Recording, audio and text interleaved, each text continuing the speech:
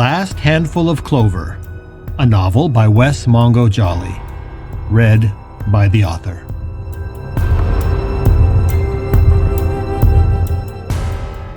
Book 2, Gifts Both Light and Dark.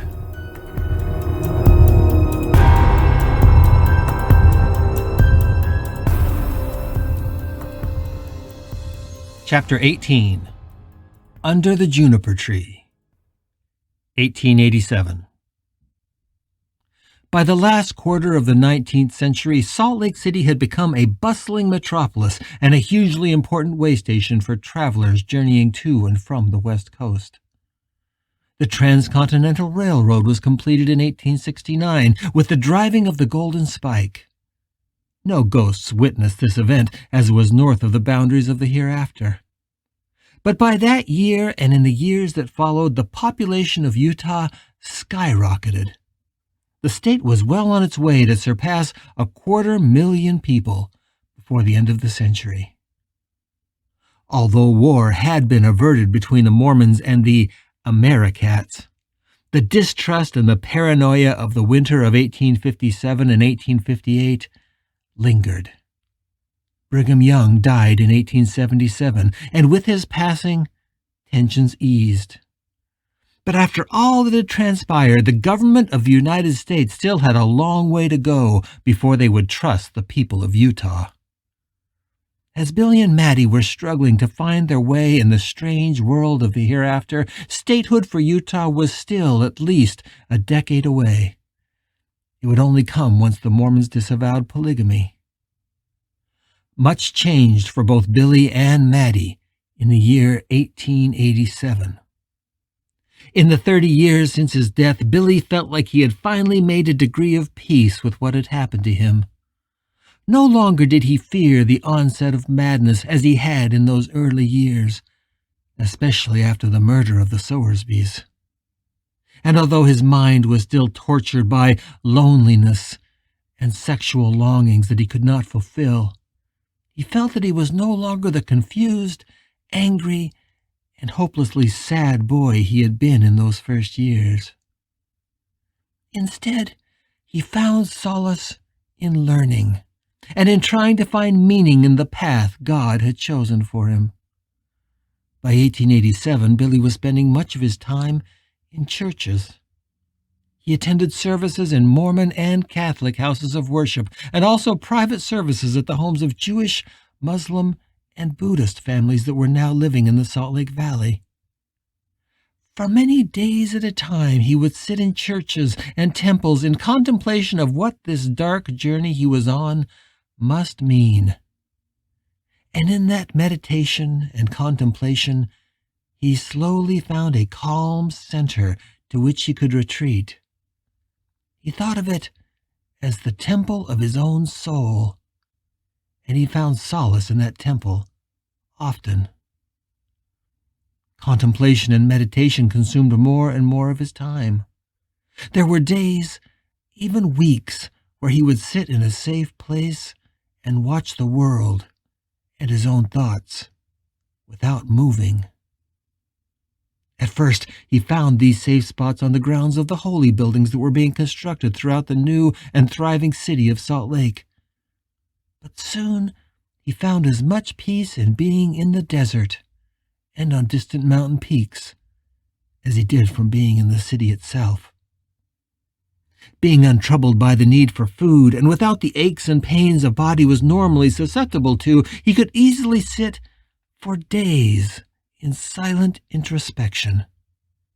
And it was through this long and lonely contemplation that he eventually dampened the burning sexual obsessions that nearly drove him mad in his early years. As the great Mormon temple was being built, Billy would sit like a gargoyle in its highest spires for weeks at a time, moving only when the work required it or when a new and higher spot for his contemplation became available. In this way, he felt like he was as much a part of the temple as the brilliant white granite that made up its walls, and the gold filigree that adorned its most sacred and secret chambers. He especially liked the winters, when he would sit, impervious to the cold, as the snow fell silently over the city. He would watch the lights of the windows twinkling in the dark, and the rhythmic click of the hooves in the streets would lull him into an exquisite state of ecstasy and joy. Billy still returned to Mattie, but with much less frequency, and with almost no sense of urgency. Her resets became much less common, and by that fateful year of 1887 they had dwindled to just once every few months. Billy still could not see her, and he knew very little of her other than the dark pit of rage and despair that was her tortured mind. They were still linked, and when he approached her he still sensed her fear and loathing, and if he drew too close, she still fled from him. Slowly, like so much of his past, he began to forget her face. His years as a living person became painted in pastels, as if the edges were blurring with age and running together. He wondered if his memories were even real, or if his life as a boy crossing the plains with his parents had been any more than a mad ghost's dream. He had not been reset in years, and he wondered if even the sight of his death was just a fantasy, or a failure of his memory. Billy had yet to see any other ghosts, and he was convinced that whatever had happened to him and Mattie had happened to them alone. For a reason he was not worthy to know, God had chosen this strange and agonizing path for the two of them. He did not know why, but he also knew it was best not to question the will of God. Perhaps if I'm patient enough, he thought, one day God will explain it all to me. In the fall of 1887, Mattie had suffered a reset, and Billy had sensed it while sitting with a condemned man in a small prison cell in the north. And although he had planned to sit with the man until his execution, as he had with many others, something about Mattie's reset seemed especially wrenching and especially violent. With a deep sigh, he left the cell and began the long walk back to Round Valley, guided, as he always was, by the tug in his mind that pointed him forever toward the mad little girl like a compass. It was on this journey that Billy's world changed. Billy was walking through the desert and was now less than 20 miles from the cabin. It had been raining that morning, but the rain had finally broken, and the clouds were letting in scattered rays of sunlight. The play of the sharply angled autumn light on the wet sagebrush and sand was especially beautiful to Billy's eyes, and he contemplated it with no thoughts other than his joy in the handiwork of God.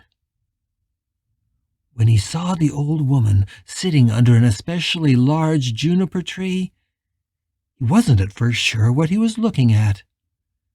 Despite the rain, she looked completely dry, and sat in a cross-legged position with her hands folded neatly in her lap. As he drew closer, Billy was convinced that what he was looking at was the corpse of an old woman. Her dress was hammered doeskin, and although it did not appear wet from the rain, he could see 2 deep red stains on the front. Clearly, she had been killed and left here by a passing brigand, or abandoned by her tribe. Seeing her filled him with both sadness and a sense of wonder. Despite the wounds she had suffered, her face seemed calm and at peace. Her eyes were closed, and it was easy to convince himself that she was not dead, just sleeping. Walking up to the figure, he knelt down and looked at her face. She was as still as a stone. He was just about to move on when suddenly the woman he thought was a corpse opened her eyes. Billy had never seen a ghost, so he was not at first aware that he was looking at one. But he also felt a shiver of terror and thrill run down his spine when not only did she open her eyes, but she tilted her face up and looked directly into Billy's eyes and smiled. It looked like she had been waiting for him, and the look she gave him made him think that his arrival had brought her great joy. His mouth was dry. He attempted to speak, but nothing came out. He hadn't spoken aloud in many years, and his tongue writhed in his mouth, trying to remember how to make those sounds. Finally, he croaked out a raspy, "Who?" The old woman clearly heard him, but at first she didn't respond. She just continued to gaze at him with those soft, brown eyes and a look of great joy. He knew in that moment that the old woman knew him, that she had known him for a very long time, and that she had been waiting here in the desert for him. What she finally said made no sense to Billy, but that she was speaking to him was enough. "So much has changed in you, Billy. You now have 2 of the gifts. Now you must be patient. You will soon get the rest." Finally his tongue remembered how to make words. They sounded rough and raw even to his own ears, but at last they finally came. "Who are you?" he croaked. "And how can you see me?" The woman didn't respond, and much to Billy's frustration, she just closed her eyes again, and now seemed unaware that he was still kneeling before her. He wanted to learn more, but he didn't know what to ask, and he recognized in this old woman the deep and profound peace of someone who was meditating, much as he had done for so many years. Although he wanted to ask her 1,000 questions, he felt that to do so would be to disturb her contemplation. Without thinking, he reached out to touch her, but his hand passed through her as if she was only a trick of light and shadow. And with that, the full knowledge of what she was fell upon Billy, and his mind reeled. "You're dead too," he cried, and his eyes went wide with the realization. Until that moment he had thought that the old woman must be a living person, someone who had miraculously survived her wounds and being left here in the desert. Perhaps someone that might finally breach the divide between the world that he and Maddie inhabited and the world of the living they had left behind. But no, the woman was clearly just another ghostly resident here. There used to be 2 in his world. Now there were 3. And that realization, although it was astounding, made him sad as well. It dashed the illusion that he was speaking to a living person. He did not know what to do or what to ask, so he just crossed his legs under him, mirroring her posture. And he waited. Billy sat with the ghost of the old woman for 2 weeks. He meditated with her, and when those hours grew too long, he tried to engage her in conversation again, but she remained impassive, that small smile on her face making her look almost like a religious painting or an icon of a saint. He tried to touch her again, but still his hands just passed through her like air.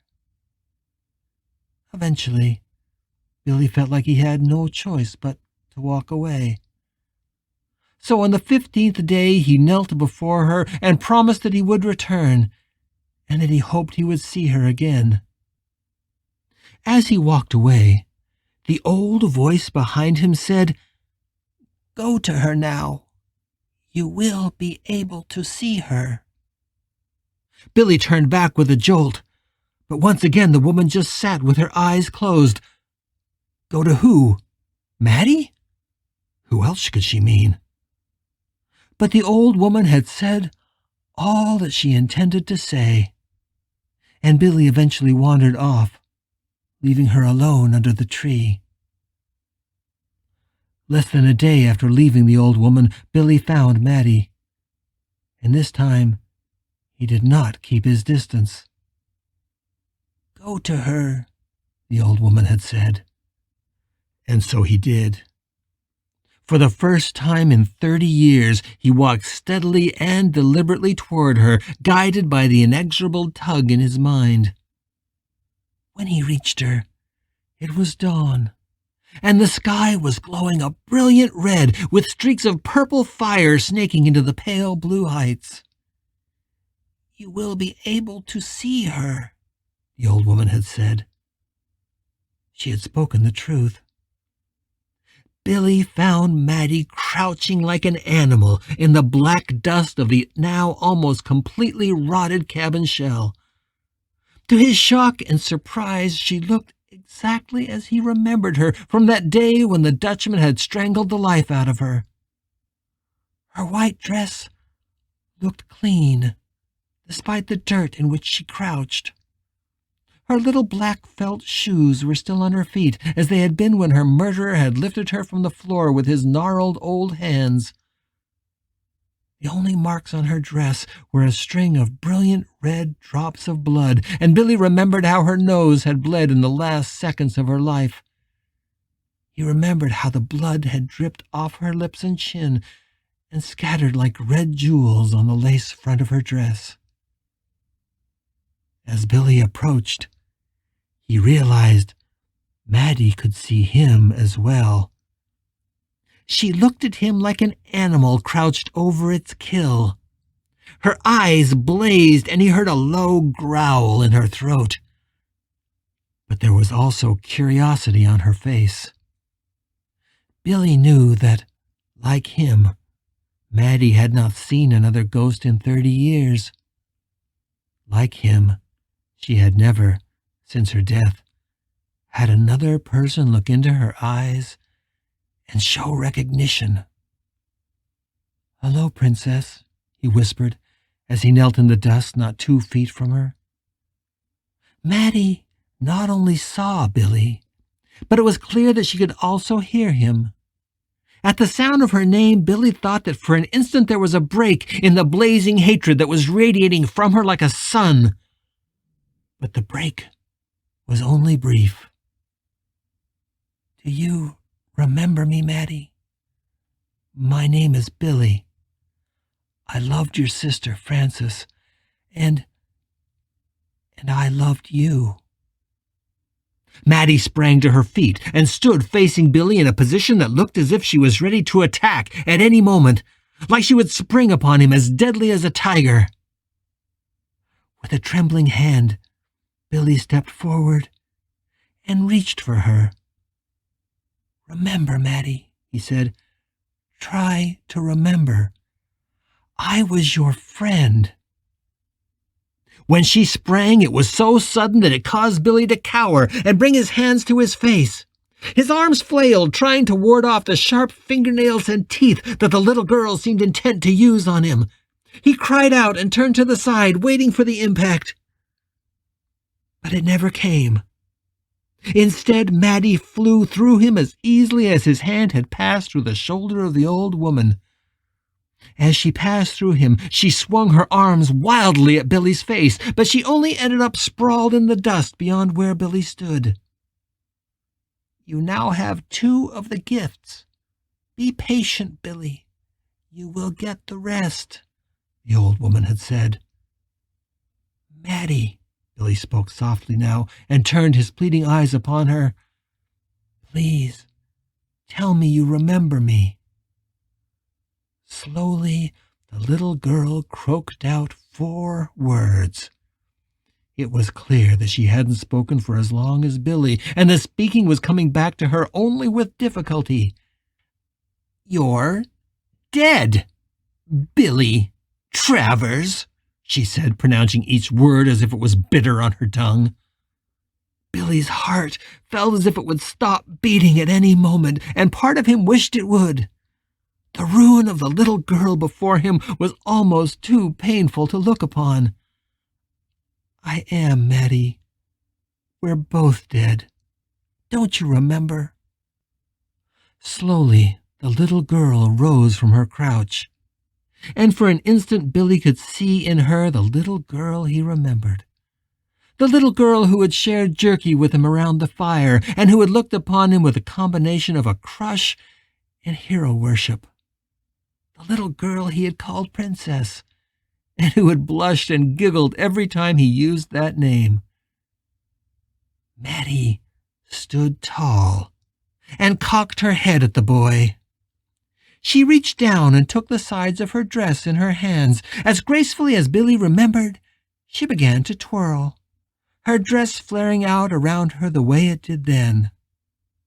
A laugh escaped the little girl, but it was unlike the laugh he remembered. It was a dark laugh, a malicious laugh, a laugh that made Billy's blood run cold. She stopped suddenly and stared at Billy's face. She even stepped closer to him so she could study it more closely. "My sister never loved you, Billy Travers," she said, her eyes twinkling mischievously. And with that, she broke into a maniacal laughter that rang in Billy's head, even after she had fled from the ruined cabin and disappeared among the brush. After she had gone, and the tug of his head told him she was far away and still running, Billy just sat in the burned debris of the cabin and watched the sun stream down upon the sagebrush in shimmering waves. For a long time after she was gone, Billy could hear her laugh, ringing in his ears.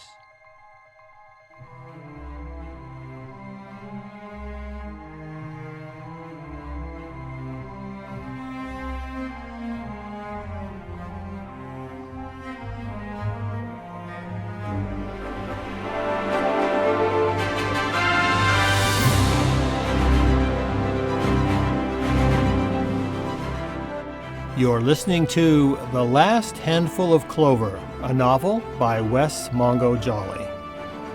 If you're enjoying this audiobook, please consider supporting the author on Patreon. That's patreon.com/Wess Mongo Jolley. And for more information, check out the author's website at wessmongojolley.com. That's WESSMONGOJOLLEY.com. Thanks for listening and stay tuned for more episodes.